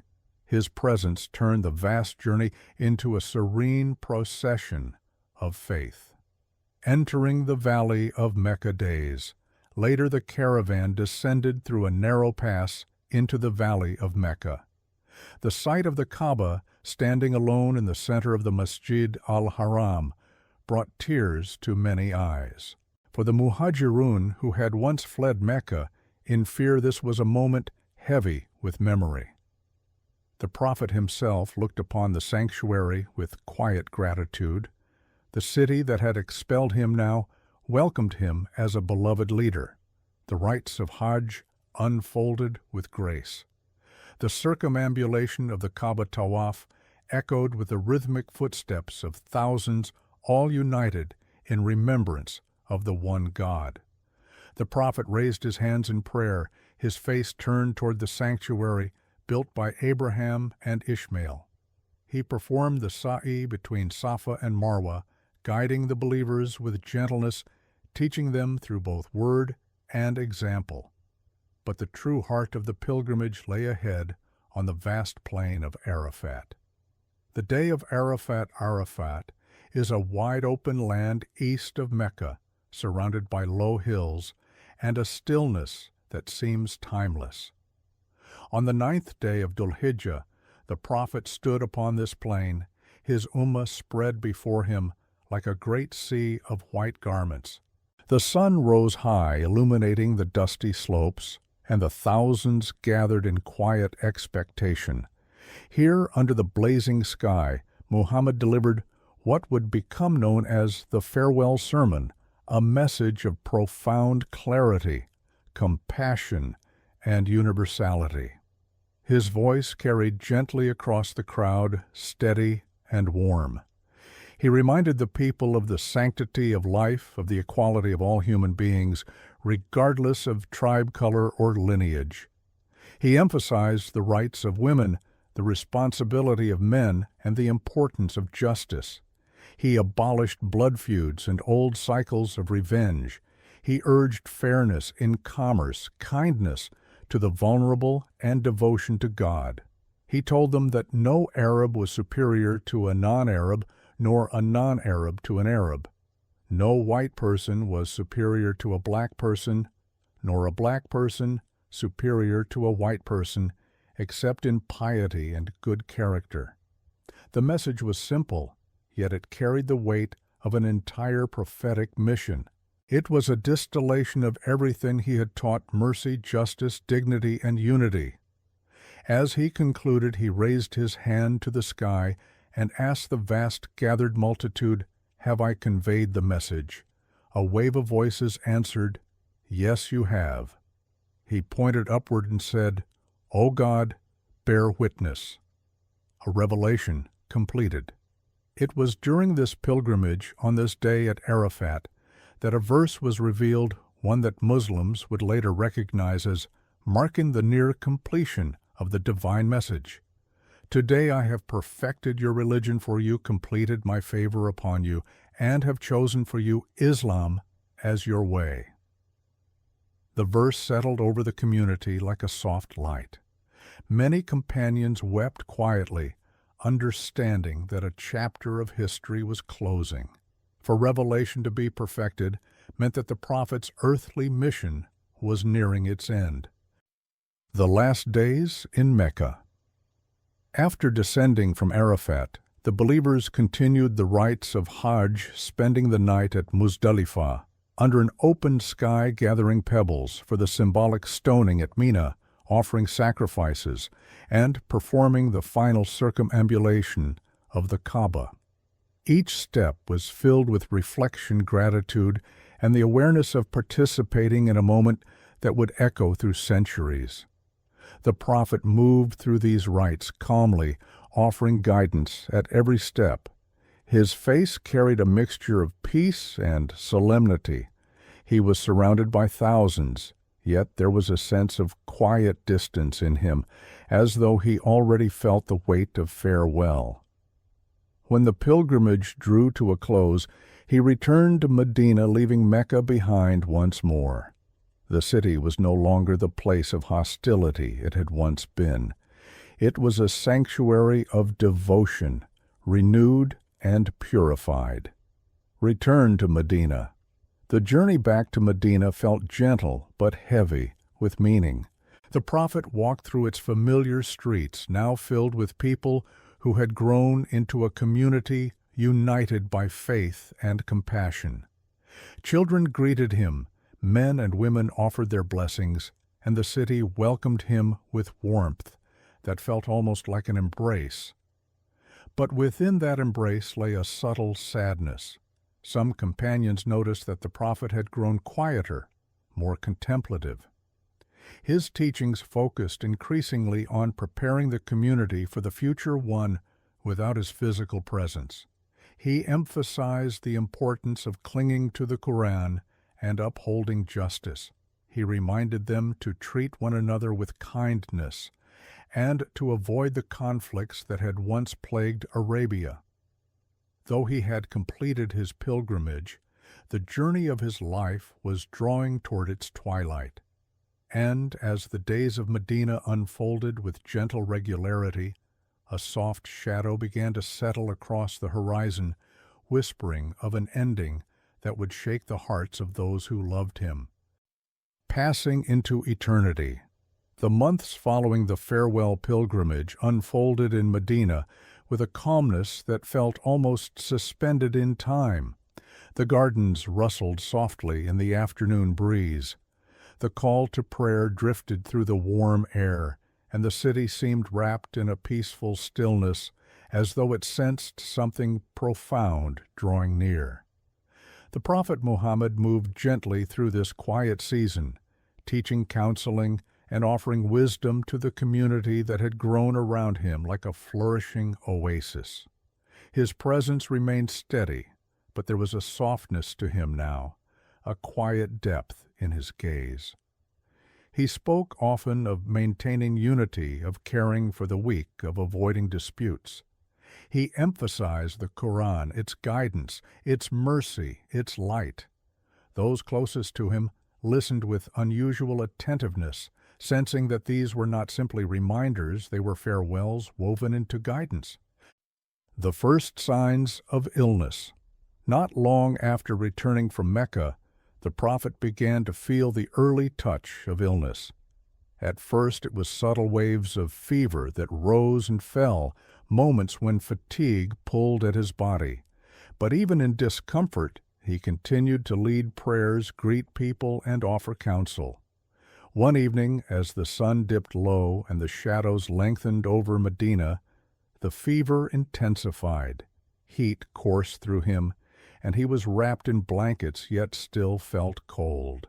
His wives attended to him with quiet devotion, offering water, soothing words, and gentle reassurance. His body weakened, but his heart remained clear. Despite the fever, he continued to speak with calm determination. He reminded those around him of the importance of prayer, of kindness to one another, and of avoiding oppression in any form. These were the threads he wished to leave firmly woven into the fabric of the community. The mosque in the last days. As the days passed, the illness grew heavier. His companions visited him, their faces shadowed by worry. They asked if the sickness was severe. He nodded gently, acknowledging what they feared, but did not wish to say aloud. At times he gathered enough strength to walk from his chamber into the mosque. Supported by his cousins Ali and Abbas, he moved slowly, leaning on their arms. The believers rose when they saw him, eyes luminous with relief and sorrow. One of these days became unforgettable. He stepped onto the pulpit, weak yet upright, and addressed the people. His voice was soft but clear. He spoke of justice, of returning trust to their owners, of preparing for the day when each soul would stand before God. He asked forgiveness from anyone he might have unintentionally wronged. The companions wept openly. To hear the prophet apologize when he had never committed any injustice was more than their hearts could bear. But he spoke not only for them, he spoke for all who would come after teaching humility as a final lesson. the choice of the hereafter. As his illness deepened, Muhammad confided to Aisha that God had granted him a choice to remain in this world or to return to the one who had sent him. Aisha watched his eyes fill with serenity as he whispered, "Rather the highest companion." The meaning was clear. He had chosen to return to God. The companions did not yet know, but Aisha understood that the farewell was coming near. The last prayer, led by Abu Bakr. Soon Muhammad could no longer lead the prayers himself. Weakness weighed too heavily upon him. He instructed that Abu Bakr, his closest friend and the first adult man to accept Islam, lead the community in prayer. This decision struck the companions with both comfort and pain. Abu Bakr's voice, trembling yet steady, carried through the mosque as he led the believers. One morning, as the Muslims stood in rows behind Abu Bakr, something extraordinary happened. During the prayer, the Prophet gathered enough strength to lift himself and draw back the curtain from his chamber that overlooked the mosque. Light spilled into the room. He looked upon his community united, disciplined, devoted, and his face glowed with quiet joy. It was as though he wanted this to be his final memory of them, a people standing in harmony before their Creator. The companions turned overwhelmed with emotion. Some nearly broke their rows, wanting to rush to him, but he gestured softly, signaling them to continue their prayer. Then he let the curtain fall. It was the last time many of them saw him. The final moments. The house of Aisha became quieter with each passing hour. The Prophet rested upon her lap, his head turned gently toward her. She stroked his hair and whispered prayers. Outside, Medina waited in a silence that seemed to deepen with every breath. His daughter Fatima entered, her eyes filled with grief. He comforted her, promising that she would be the first of his family to join him. She held his hand, tears slipping down her face as he smiled softly at her. Then came the moment when the room seemed to fill with a stillness unlike any other. His lips moved in quiet supplication. He lifted his eyes toward heaven. He uttered his final words, words of trust, longing, and return. O God, the highest companion, the highest companion. And with that his breath faded gently, like a candle flame softening into darkness. The city in grief. Medina felt the loss like a tremor passing through its very foundations. The companions were stunned. Some refused to believe he was gone. Umar ibn al-Khattab stood in the mosque declaring through tears that the Prophet had not died, that he had gone to speak with his Lord and would return, as Moses once returned to his people. But Abu Bakr entered the chamber, kissed the Prophet's forehead, and whispered, "You are beautiful in life and in death." Then he stepped outside and addressed the trembling crowd. "Whoever worships Muhammad, know that Muhammad has passed away. But whoever worships God, know that God is ever living, never dies." He then recited the verse, "Muhammad is no more than a messenger. Many messengers passed before him." The words settled over Medina like a calming rain. The truth pierced their sorrow. They wept, but with a grief softened by understanding. A farewell that shaped a world. The Prophet's burial took place in the chamber where he had breathed his last, now the most beloved spot in Medina. The city mourned for days, but beneath their sorrow lay a profound sense of gratitude. They had lived in the presence of a man whose life had transformed their world and who had left them with a message that would guide humanity for centuries. As night gently fell over Medina, the soft glow of lanterns flickered in the streets. The wind rustled the palm leaves with a sigh that carried both sorrow and serenity. A chapter of history had closed, yet its light would continue to shine, growing, guiding, enduring. A light that endures night settles softly over Medina, and the shadows stretch long across the quiet streets. The city that once trembled in sorrow after the prophet's passing eventually found its rhythm again, first hesitantly, then with gentle steadiness. And from these humble beginnings, the light of Muhammad's life continued to radiate far beyond the boundaries of the oasis, reaching into lands and hearts that he never physically walked. For though the prophet's earthly journey ended, the message he carried did not fade.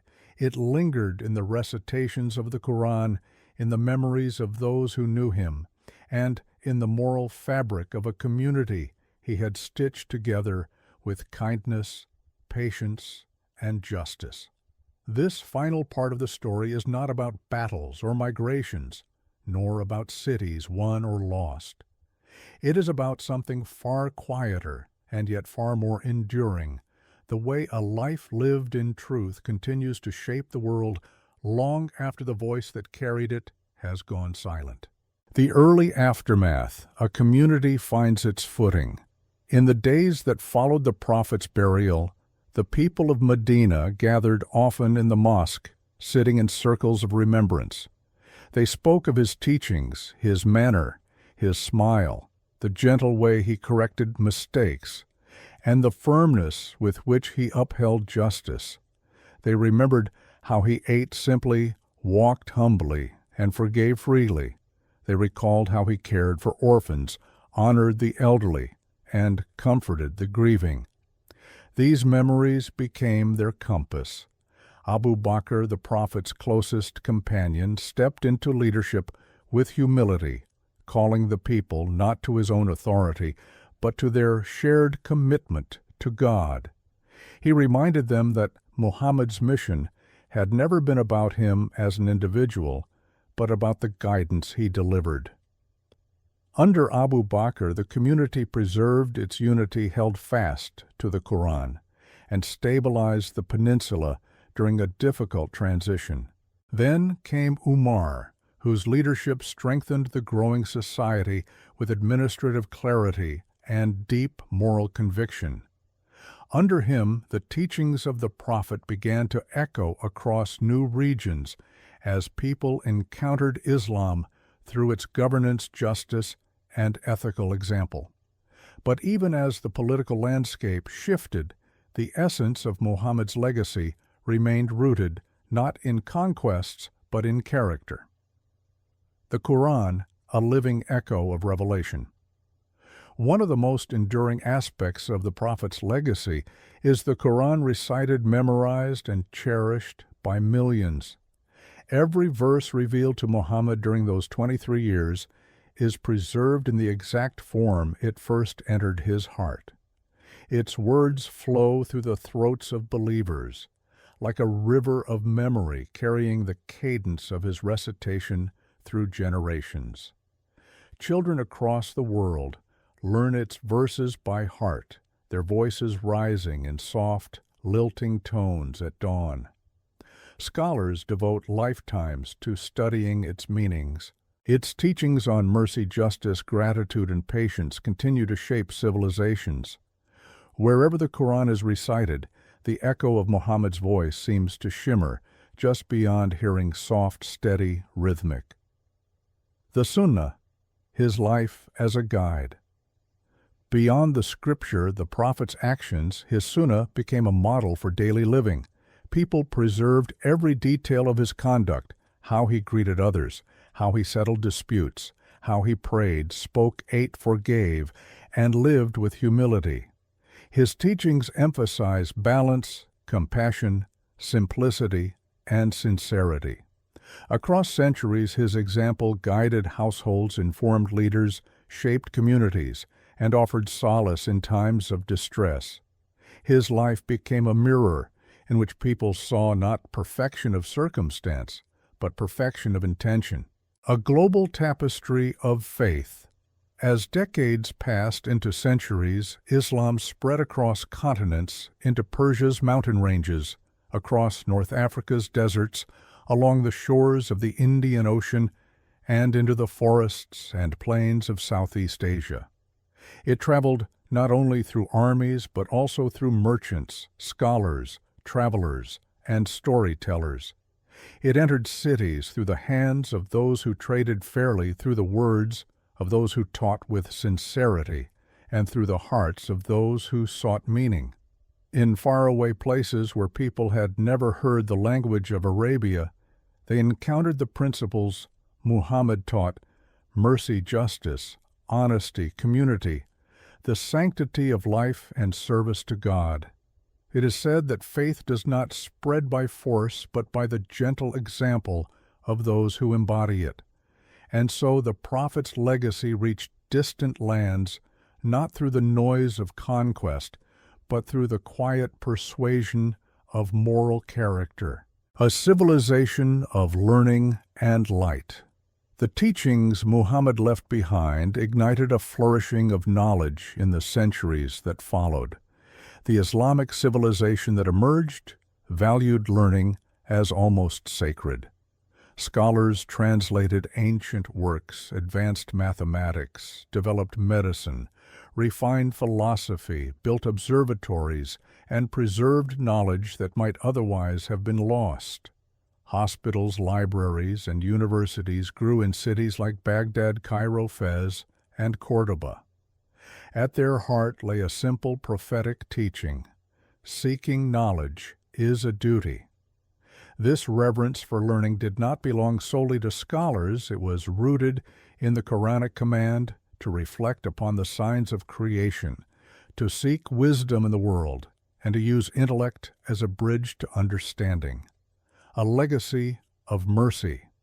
But perhaps the most enduring thread of Muhammad's legacy is mercy. In every era, Muslims look to his example when confronting hardship, injustice, or uncertainty. His patience in Mecca, his forgiveness at Mecca's conquest, his tenderness with children, his respect for the elderly, his fairness. When judging disputes, all of these remain living lessons. When believers greet one another with peace, they echo his words. When they give charity, they follow his encouragement. When they show kindness to a traveler, a stranger, or an orphan, they reflect his compassion. His life became a lamp whose light did not dim with his passing. A presence felt in the quiet moments. Even today, 14 centuries later, the memory of Muhammad remains vivid in the lives of millions, not as a distant historical figure, but as a real, intimate presence felt in the softness of a prayer, whispered in the night, in the peace that comes from forgiving others, in the patience shown during hardship, in the humility of choosing kindness when pride is easier. His legacy is not contained in monuments or wealth, but in hearts shaped gently by his teachings. And so his story continues, not as an episode closed by time, but as a living river that flows quietly through the centuries. A soft closing of the story. Now, as the night deepens over the city where he rests, Medina glows with the soft lights of lamps lining its old streets. The mosque he built stands peacefully under the stars, its courtyards shaded by the palms he once walked beneath. Pilgrims enter with hushed steps offering prayers where he once stood, their hearts touched by a sense of timeless closeness. Time moves gently here. Centuries pass like waves. Empires rise and fade. But the memory of the Prophet Muhammad remains steady, luminous, tender. And so this long journey begun in the quiet sands of Arabia and guided through revelation, struggle, hope, and compassion, settles now into rest. The story drifts into silence like the soft closing of a lantern at the end of a long night. The light he carried still warms the world, and in that gentle glow the listener may rest breathing with the calm of a tale that has reached its tender end.